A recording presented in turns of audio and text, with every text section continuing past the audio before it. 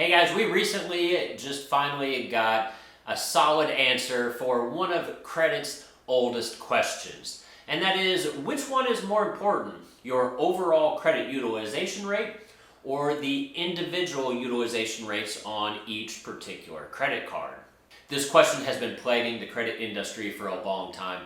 Some experts claim that your overall utilization rate is the only thing that matters. Some claim that your individual utilization rate is all that matters, and there's a third group of people that say it's some sort of a combination of the two. So which is it? And this is a very important question because your credit utilization rate makes up a massive 30% of your overall credit score. In fact, it's the second largest category, right behind, are you making your payments on time? So the answer to this question is obviously very important because it's going to make up a very large percent of your overall credit score. But thankfully, Tom Quinn and Tommy Lee recently answered some questions over on the My FICO credit forums. And Tom Quinn is the Vice President of Scores, and Tommy Lee is the Director of Analytics Science over for FICO. So obviously, if anybody knows how FICO scores are generated, it's these two. So I would trust whatever answers they give you. So one particular user posed the question of, let's say that I have a $100,000 credit limit available and I've got 10 different credit cards. So if I have an $8,000 balance spread out amongst all of my credit cards, then my credit score is relatively high. But if I put that same $8,000 balance on a particular credit card whose credit limit is $8,500, then why does my credit score suffer so much? And intuitively, it sort of makes sense that it should be the same, right? In either situation, he still has $92,000 of available credit to him. So why is his score different in one scenario than in the other? And the professional answer was that realistically, the FICO score looks at both. It's going to look at your overall credit utilization rate, and it's also going to look at the highest individual utilization rate on any one particular account that you have. And in fact, in later question and answer sessions, they go on to imply that the individual credit utilization rate is actually a little bit more important than the overall credit utilization rate. They don't go into specific details, is it 60-40, 70-30, or anything like that. They simply hint that the individual utilization rate is more important. Although they're both looked at, one is more important than the other. Now, while they don't go into firm details as far as how much more important is one versus the other, or why one is more important than the other, this is my opinion as far as why they're so heavily looking at the individual credit utilization as opposed to the overall. So if we were to look at my overall credit situation, I've got, maybe 30 credit cards, and my total credit limit is give or take about $300,000 of total available credit. Now, I don't usually spend a whole lot of money, maybe a couple of thousand per month. So based on that, it's impossible really for me to have a high utilization rate overall.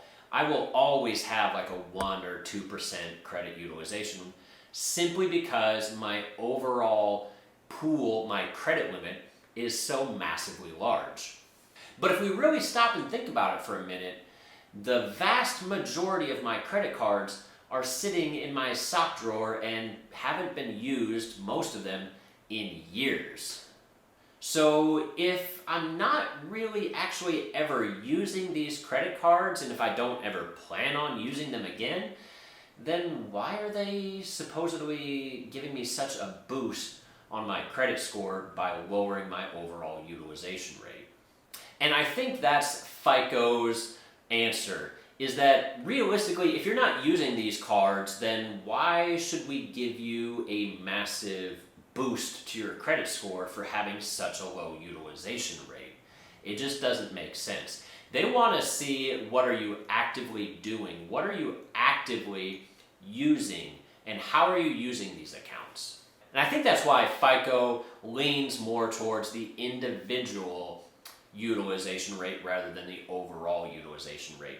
Because for me, it's almost impossible to have over a 2% utilization rate total on all of my cards combined. So as people get more and more credit available to them, the overall utilization rate kind of means a little bit less and less and less. So for me to have a high utilization rate overall, I would need hundreds of thousands of dollars on my credit cards. And the interest that would be charged by this hundreds of thousands of dollars would be soul crushing. And so when you get to that point, you're already screwed financially. You're not in a downward spiral. You're already at the rock bottom. And realistically, most people usually only use 1 or 2 or maybe 3 credit cards, depending on what it is that they're purchasing. They might have additional credit cards, maybe that store credit card that you got when you were 18, but you never use it. And so they're looking at the balances on the cards that you are actively using. And once those balances start to creep up and get to that high utilization rate, that's a red flag that there might be a problem. And that's why they're going to ding your credit score a little bit. So if you are somebody that typically only uses 1 or possibly 2 credit cards and you're consistently running a relatively high balance on those credit cards, but you have other cards that you're not using, what's the best way forward with this? Well, realistically, you got 2 options. One, you can start spreading your debt around a little bit more. You can start using some of those other credit cards a little bit more, and this primary card that you had been using a little bit less. Now, that's not perfect because you're probably using this one particular credit card for a reason. It's probably the one with maybe the lowest interest rate, or it's got the best credit card rewards or miles or cashback or whatever it is. Or the alternative, of course, is you can ask for a credit limit increase on the cards that you're using the most. Don't worry about the credit limits of those cards that are tucked away in your sock drawer that you're never using.